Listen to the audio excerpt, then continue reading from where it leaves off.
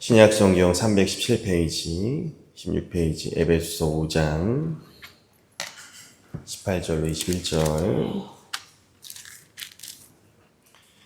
교독하겠습니다. 제가 먼저 술 취하지 말라. 이는 방탕한 것이니 오직 성령으로 충만함을 받으라.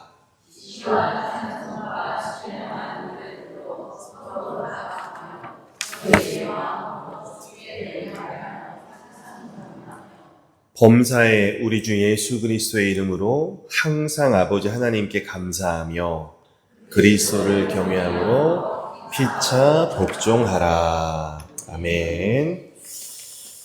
자, 오늘은 성령에 관한 오해와 이해, 성령 강림 주일이기 때문에 이런 제목으로 말씀을 전하겠습니다.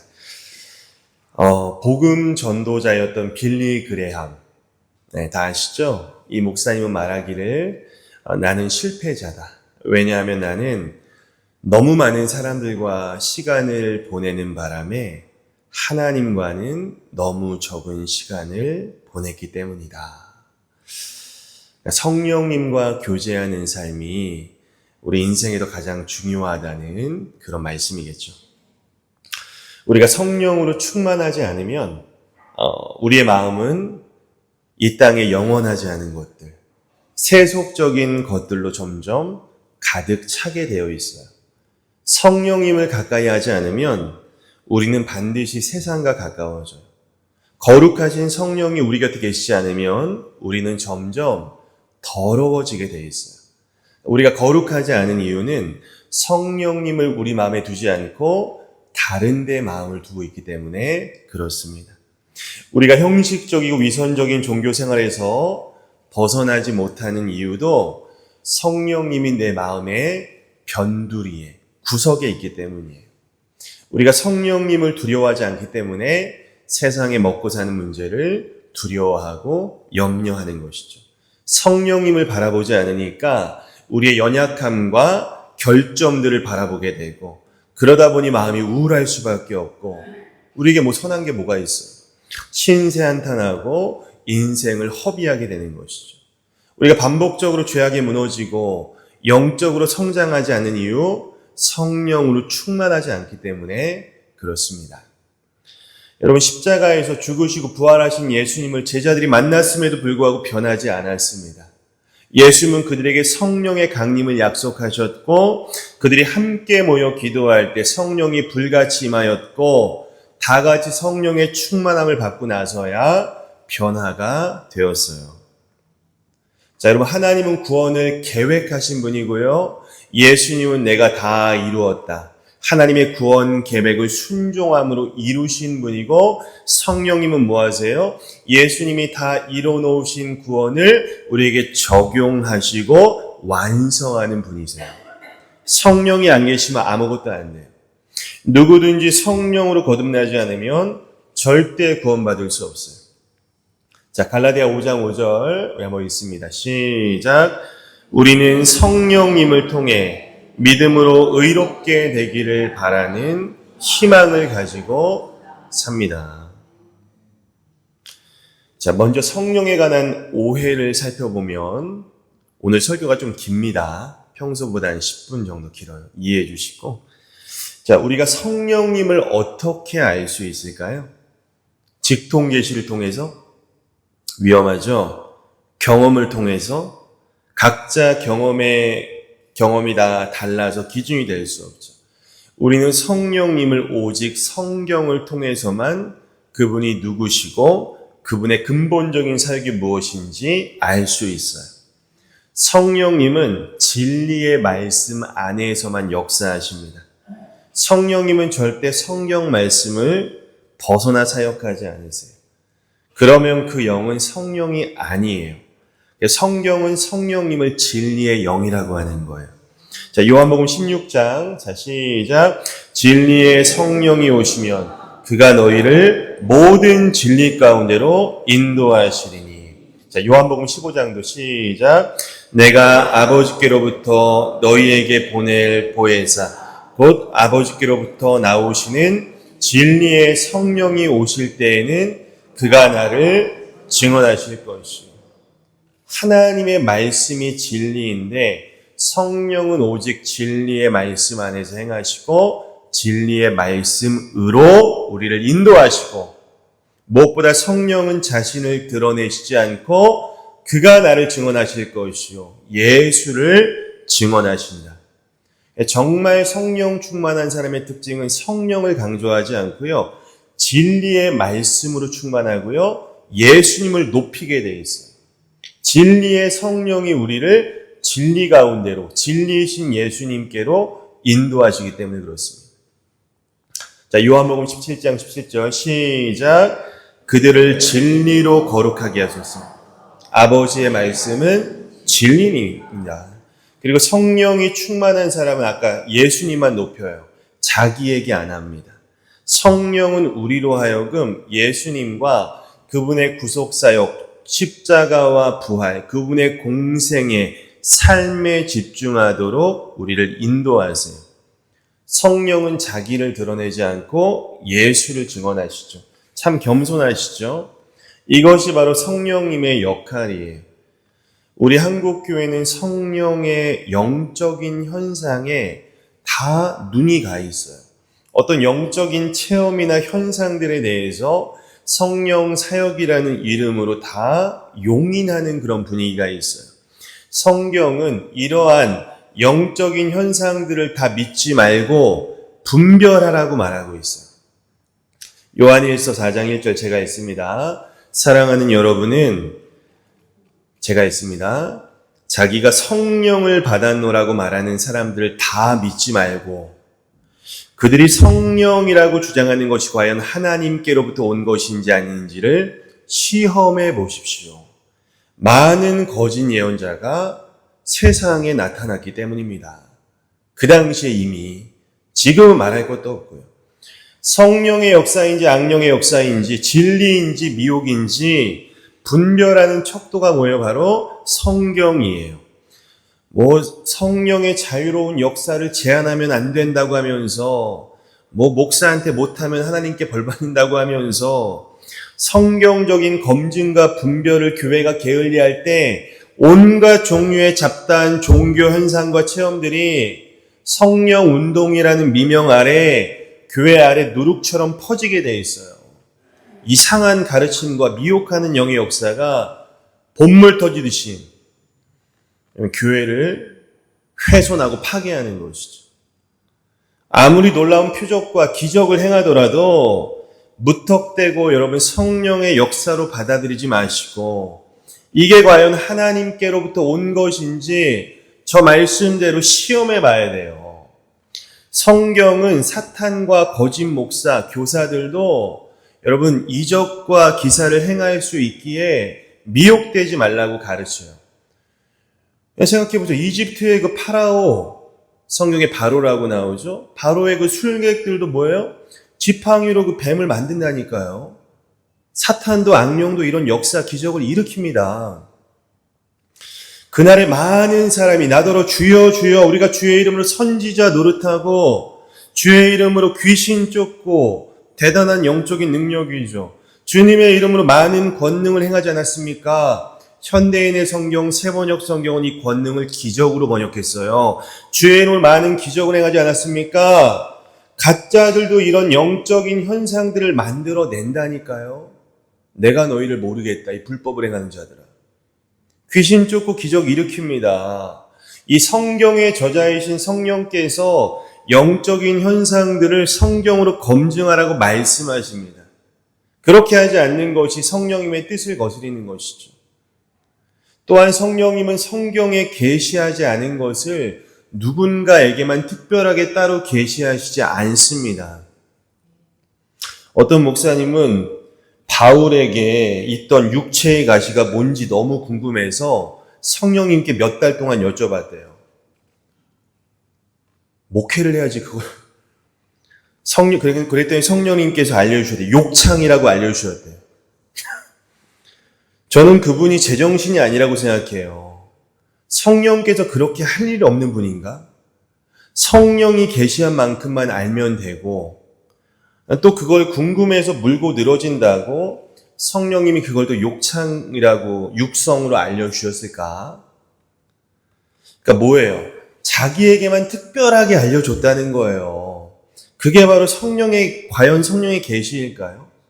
그럼 왜 성령님은 이 성경에는 그거를 비밀로 하시고 그 목사님한테만 말씀하신 거예요? 성령님 마음이 바뀌신 건가요? 육체의 가시가 욕창인 것을 알게 된들 무슨 의미가 있을까요? 자기가 하나님의 음성을 듣는 특별한 사람이고 싶은 거예요. 나 영적인 사람이야. 이번에 갈멜산 연합대성회 하는데 강사라는 분이 얼마나 하나님의 말씀을 안전하고 40년 전 간증, 그때 병 고침 받은 그런 간증으로 그냥 자기 배를 채우는 사람이더라고요. 한 번 듣고 전 두 번은 못 들어가지고 계속 나와 있었어요. 여러분, 초대교회 당시에 가장 큰 이단이 영지주의예요. 이게 뭐냐면 특별한 영적 지식이 있어야 구원받는데요. 예수도 믿어야 되고 플러스 특별한 영적 지식, 영지예요. 그러니까 자기들은 특별한 영적 지식이 있다는 영적인 교만에 빠진 것이죠. 신령하다는 거예요. 한 단계 높다는 거예요, 자기들이. 여러분, 복음은요, 자격이 없는 자에게 차별 없이 은혜로 베푸시는 것인 줄 믿으시기 바랍니다. 그런데 그들은 그게 싫은 거예요. 자신들은 남보다 더 영적으로 보이게 해주는 뭔가가 더 필요했던 것이죠. 영적인 허영심이에요.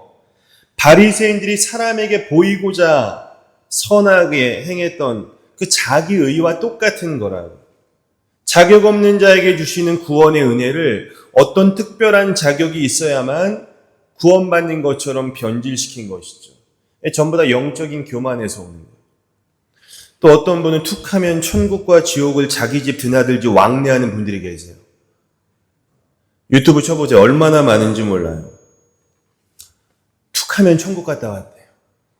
툭하면 지옥 갔다 왔대요. 흥미롭죠.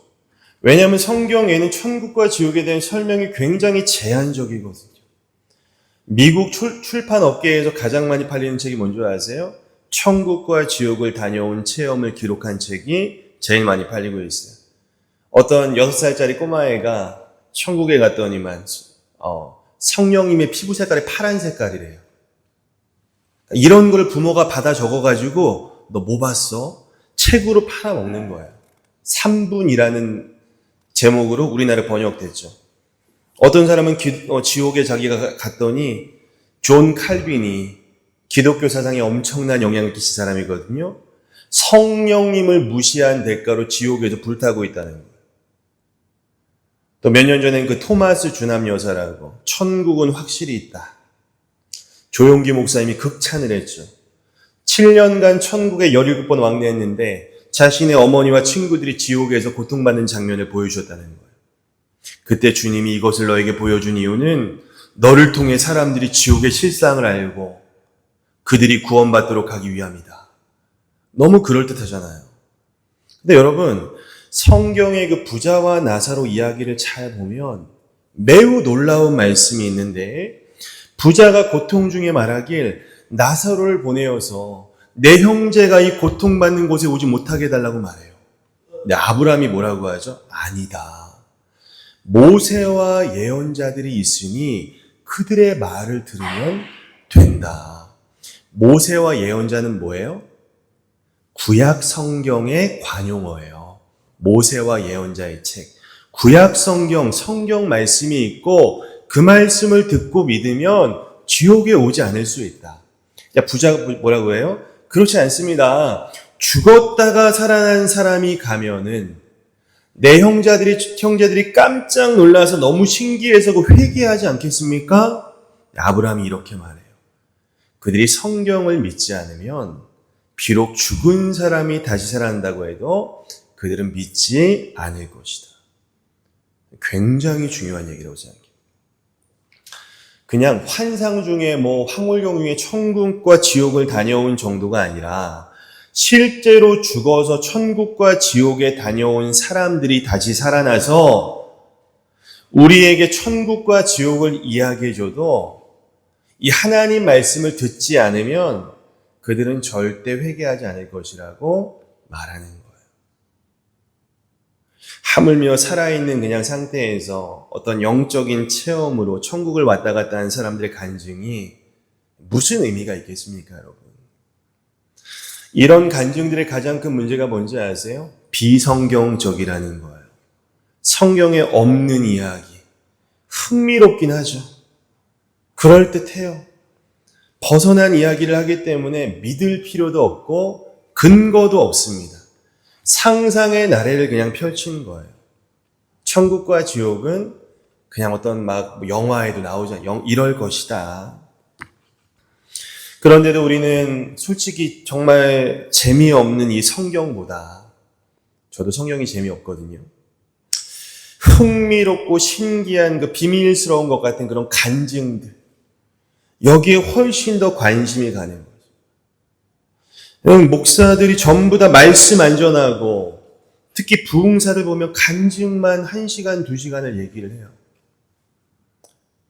하나님의 말씀이 선포되어야 될 이 강단이 어떤 인간의 체험과 간증이 중심이 되는 것은 20세기 최고의 설교자라고 하는 마틴 로이드 존슨 목사님 뭐라고 했냐면 영적인 매춘행이라고 이야기했어요. 하나님 말씀이 선포되어야 되는데 인간의 흥미롭고 재미있는 감동적인 그런 얘기가 말씀을 대체해버리는 것이죠.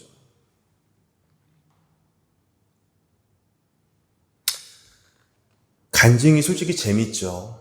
은혜롭고 흥미롭고 누구 성공한 얘기, 병 고침 받은 얘기. 근데 성경은 솔직히 제가 봐도 재미가 없어요. 읽기가 싫어요. 그러면 진리가 원래 이래요. 진리가. 이런 간증들이 사람들에게 신앙에 도움이 될 것 같지만 하나님은 이 진리의 말씀 성경만이 충분하다고 말씀하시는 거예요. 제7일 안식교, 선지자라고 불리는 그 창시자 앨런 화이트는요, 여자예요. 역시 천국을 왕래했어요. 하늘의 지성소에 들어가니까 10계명 돌판이 있는데 4번째 계명의 황금띠가 둘러져 있었다고 합니다. 4번째 계명이 뭐죠? 안식일을 기억하여 거룩히 지키라. 그 제7일 안식일 교회가 탄생한 거예요. 여러분, 조셉 스미스라는 사람 아십니까? 그는 자신이 특별한 계시를 받았다고 주장합니다. 그는 자신이 받은 계시와 환상과 체험을 성경과 동등하게 취급하기 시작했어요. 그가 만든 종교가 뭐예요? 몰몬교예요. 조셉 스미스. 여러분, 성령님은 이런 일을 하는 분이 아니에요. 그게 흥미롭고 호기심은 자극하나 그런 것들이 믿음을 주는 게 아니에요. 믿음은 들음은 오직 하나님의 말씀에서 말미암는 거예요. 그런 체험, 간증만 계속 추구하면 도리어 성경은 계속 시시한 책이 돼버리고 그런 영적인 것 같은 간증들만, 체험만, 더 큰 체험만 쫓아다니게 돼요. 그런 분들 보면 삶에 아무런 열매가 없어요. 여러분, 성경은 신비한 체험에 대해 별로 기록해두지 않습니다. 사도 바울이 3층천에 다녀왔거든요. 엄청난 체험을 했음에도 함구해요. 침묵해요. 왜요? 사람들이 지나치게 자기를 높일까봐, 자기 자신도 자고해질까봐 말하지 않아요. 우리가 소위 성령 사역한다는 자들을 조심해야 되는 이유는 그들이 하는 말이 하나님의 말씀이 아닐 수 있기 때문에 그래요. 사탄도 하나님의 말씀을 인용한다니까요. 검증해야 돼요. 그들은 서슴없이 자기가 성령의 음성을 들었다고 이야기해요. 저는 하나님의 육성을 들어본 적이 없어요. 사람들은 희한하게 수천 년에 걸쳐서 검증된 이 하나님의 말씀보다 어떤 사역자들의 말솜씨, 간증, 재미있는 이야기 이런 것에 훨씬 더 흥미를 느낀다는 거예요. 그러면 점점 더 그 사역자를 의존하게 돼요. 사람들은 하나님의 말씀이 선포되는 이 설교는 별 관심도 없으면서 누가 뭐 예언한다거나 용하다거나 신유의 은사가 있다고 하면 그거 들으려고 몰려가는 것이죠. 뭔가 잘못된 것 같지 않으세요? 이런 거죠. 자, 오늘 예배에 참여하신 분들 가운데 가정에 문제 있는 분이 계시다고 하나님이 이 시간 말씀하십니다.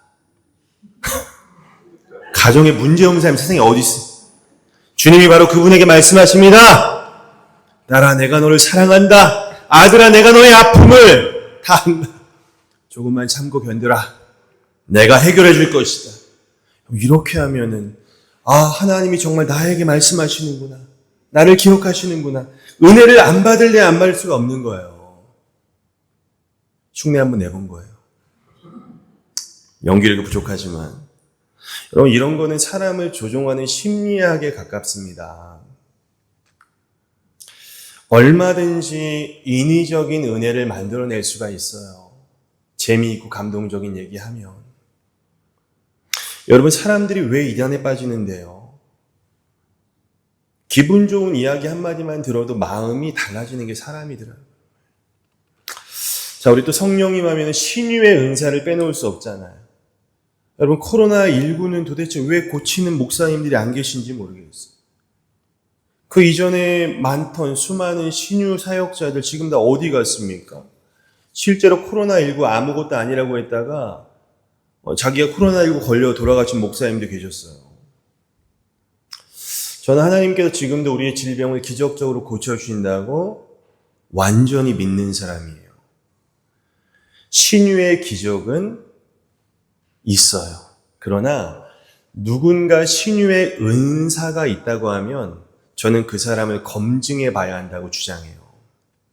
만약 그런 은사가 있다면 그 사람은요, 병원 가서 사역하면 돼요. 응급환자 한 명만 제대로 한번 살려나 보세요. 전국에서 아마 모일 거예요. 그 목사님은. 그런 사람이 정말 있다면 병원들 다 문 닫아야 돼요.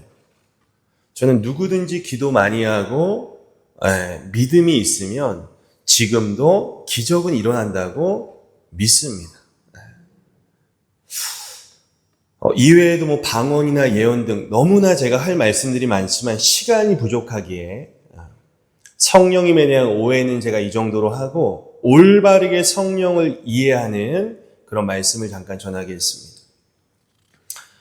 사실 모든 성도는요, 그리스도인의 삶을 시작하는 순간부터 성령을 체험해요. 그리스도인의 삶의 시작은 어디부터죠? 거듭남부터 시작이고, 이 거듭남은 니고데모와의 대화에서 알 수 있듯 성령으로 다시 태어나는 것이기 때문입니다. 그래서 하나님의 자녀라면, 성도라면 누구든지 성령이 우리 안에 계신 거예요. 이게 뭐냐? 바로 성령의 세례예요. 성령 세례입니다. 성령께서는 친히 우리 영으로 더불어 우리가 하나님의 자녀인 것을 증언하시는 거예요. 그리고 성령은 우리 몸을 그분의 성전으로 삼으셔서 남은 예수 믿고 나서 끝이 아니라 평생을 성화해 가시는 거예요. 예수님을 우리에게 계속 증언하세요. 왜냐하면 우리가 주님을 닮아가는 것이 성화니까. 그래서 우리 안에 예수님의 형상이 완성되어 가도록 하시는 분이 바로 성령님이세요. 그리스도의 장성한 분량에 이르도록. 그래서 우리는 두 가지가 자라야 돼요. 그리스도를 아는 지식이 자라야 되고 그리스도의 형상으로 완성되어 가야 되는 것이죠. 그런데 제가 말씀드린 성령은 개인에게 하시는 사역이에요. 더 중요한 성령의 사역은 우리 주님의 몸된 교회에 우리를 이 몸된 교회에 연합하도록 하시고 성령의 띠로 묶어서 하나된 공동체로 만들어 가시는 거예요. 그러니까 전부 다 우리가 개인의 구원, 이거는 있는데, 구원과 성환이 있는데 대부분의 교회가 연합이 안 돼요. 하나 되지가 않아요. 그러니까 기껏해야 나 구원받는 수준인 거예요. 그래서 교회가 여러분 하는 예배, 전도, 봉사, 이 모든 사역은 전부 성령 안에서 하나 되는 공동체를 이루어가는 사역이에요. 그게 아니면 봉사, 전도할 필요가 없어요. 그렇게 교회의 지체들이 서로에게 선한 영향력을 끼치게 하시고 모난 것들이 서로 닳도록 하셔서 서로 잘 맞아 들어가도록 연단하셔서 그렇게 교회를 하나 되도록 하시는 게 성령의 정말 중요한 역사예요. 자, 에베소서 4장 3절. 자, 시작. 성령이 하나 되게 하신 것을 힘써 지키라. 자, 그리고 우리 성령님은 우리의 죽을 몸을 부활의 몸으로 바꾸시죠. 로마서 8장 11절. 자, 읽습니다. 시작.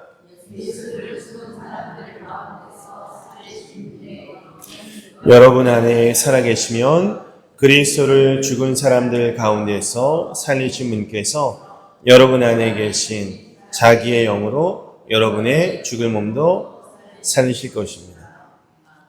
저는 성령님이 하시는 아주 대략적인 것만 지금 말씀을 드리는 거예요. 지금 제 이야기의 핵심을 보셨나 모르겠는데 그리스도인의 삶의 시작, 곧 거듭남부터 삶의 끝, 완성인 몸의 부활까지 전부 주관하시고 역사하시는 분이 바로 성령이라고 제가 지금 말씀을 드리고 있는 거예요.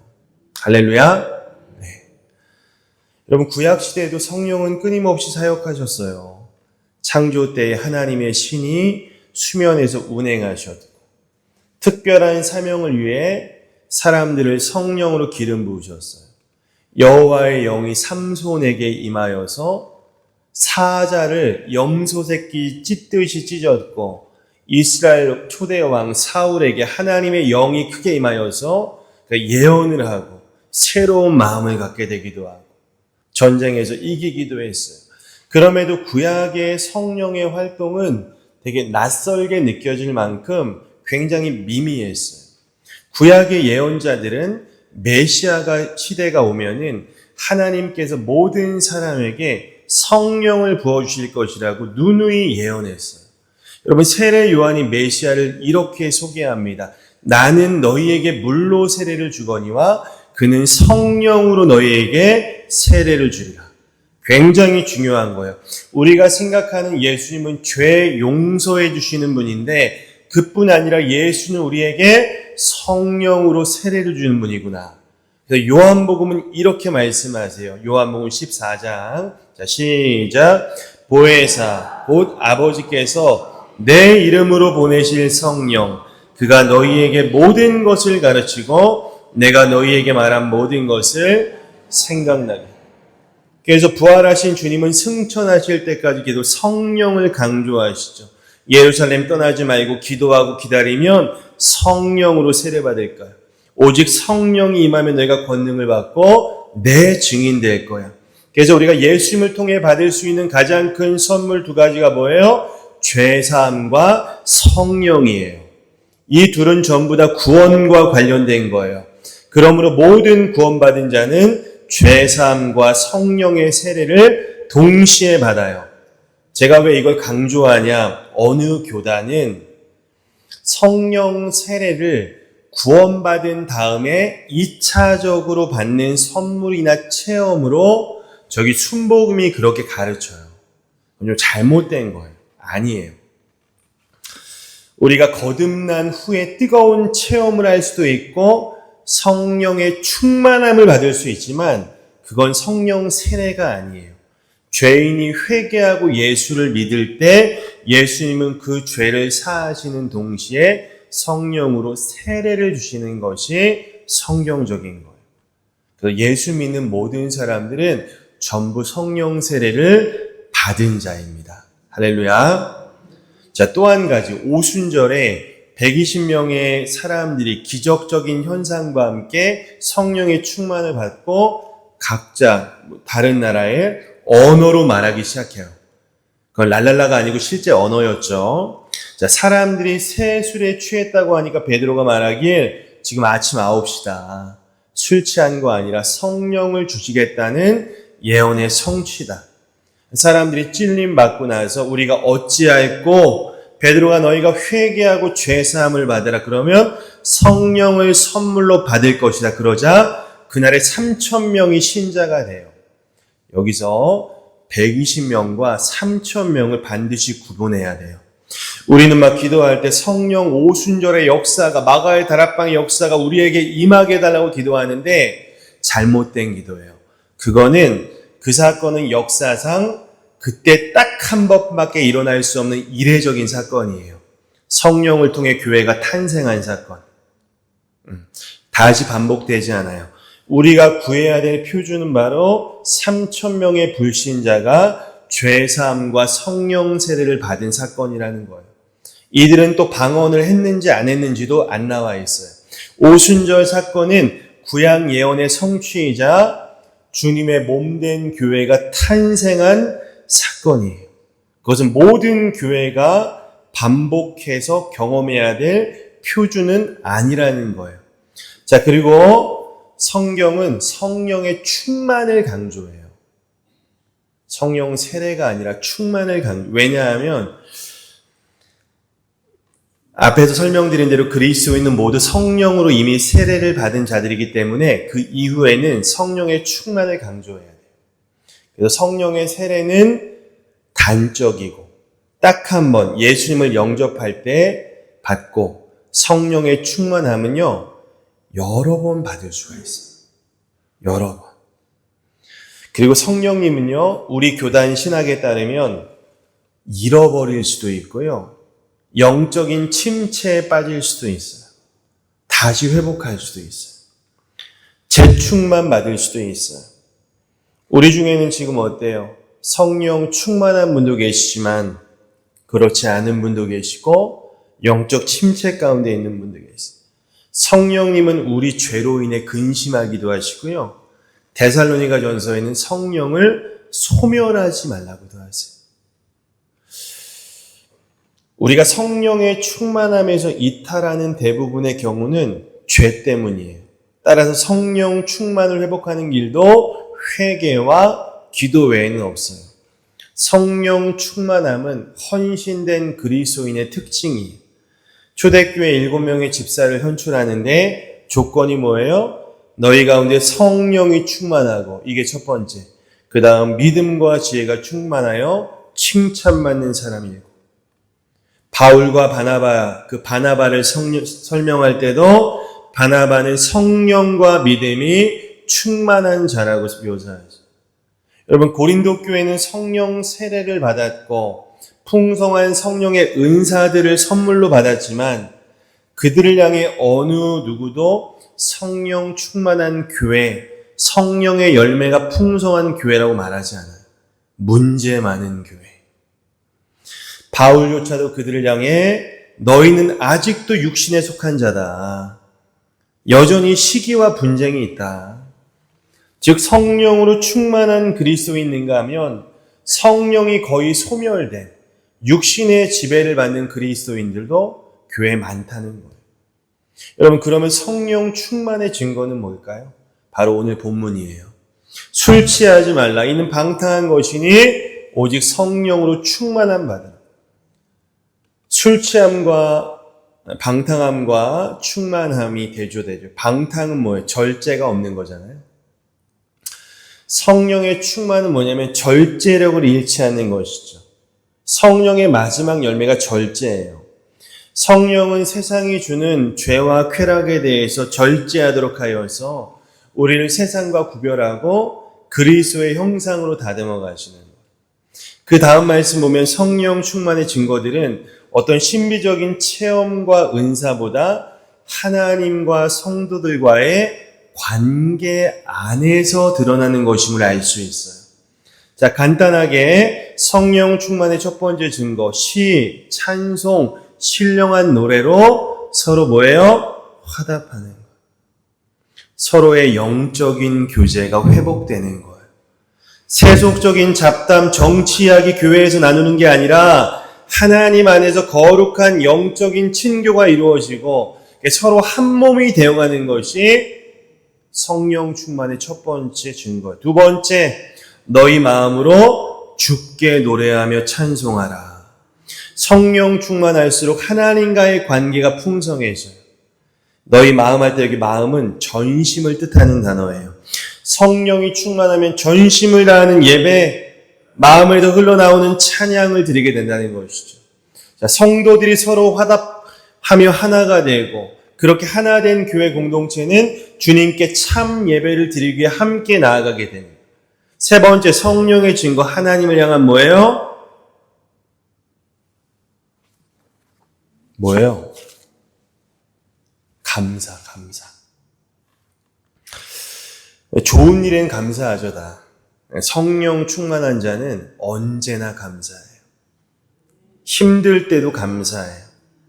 우리는 왜요? 그리스도와 연합한 자, 이미 죄에서 벗어난 자, 성령님이 내 안에 계신 자이기 때문에 감사하지 않을 시간이나 상황이 없는 거예요. 나를 위해 생명 바치신 주 예수 그리스도의 이름으로 항상 아버지께 감사합니다. 우리에게 불평불만이 있다면 그것은 우리가 성령으로 충만하지 않다는 증거죠. 마지막 성령 충만의 증거는 뭐예요? 서로에 대한 복종이에요. 술 취한 사람은 주님을 경외할 리 없고 타인과 싸움이 나겠죠. 그냥 성령 충만한 자는 그 반대예요. 머리 대신 주님을 경외함으로 한몸 된 교회 지체들 안에서 서로 복종해요. 자기를 낮추며 상대를 높여줘요. 서로에 대한 복종이 아닌 자기 주장이 많아지면 그 교회는 성령이 거의 사라진 교회라고 보시면 돼요. 그래서 정리합니다. 성령으로 충만한 사람과 교회는 영적인 친교와 한마음으로 드리는 예배와 범사의 감사와 서로 간의 순종이 있다는 거예요. 예배와 감사가 하나님을 향한 것이라면 친교와 복종은 우리 서로를 향한 것이죠. 그래서 우리가 성령 충만하잖아요. 그러면 하나님과 사람 양쪽 모두와의 관계가 아주 좋아진다는 거예요. 자, 오늘 성령의 열매와 은사도 좀 다루고 싶었는데 너무 길어져서 말씀을 마무리합니다. 왜냐하면 성령 충만하지 않은 분들은 설교가 길어지면 못 참으시거든요. 여러분 성령 충만 받으시기를 축복합니다. 침체되신 분들 다시 성령으로 충만하셔야 됩니다. 그래야 우리 교회에 거룩한 친교가 세워지고 서로 간에 순종이 있고 참된 예배가 있고 하나님을 향한 감사가 풍성하시기를 이 성령 강림 주일 주님의 이름으로 부탁드립니다. 기도하겠습니다.